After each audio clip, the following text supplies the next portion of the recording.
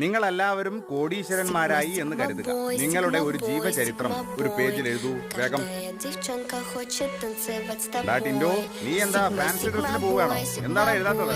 Sorry മാഷേ, ഒരു കോടീശ്വരനായ ഞാൻ ഇത്രയും ചെറിയ കാര്യത്തിനൊന്നും സമയം കളയാറില്ല. എന്റെ പിയെ എഴുതി തരും പോരെ. ഈ എന്നോട് തന്നെ വേണോടാ നിന്റെ അഭ്യാസം. ഒരു വെക്കടാ കണ്ണട. അവന്റെ ഒരു എടാ, എന്റെ ക്ലാസ്സിൽ ശ്രദ്ധിച്ചിരുന്നാൽ നിങ്ങൾക്ക് 100-ൽ 100 മാർക്ക് ഉറപ്പാ.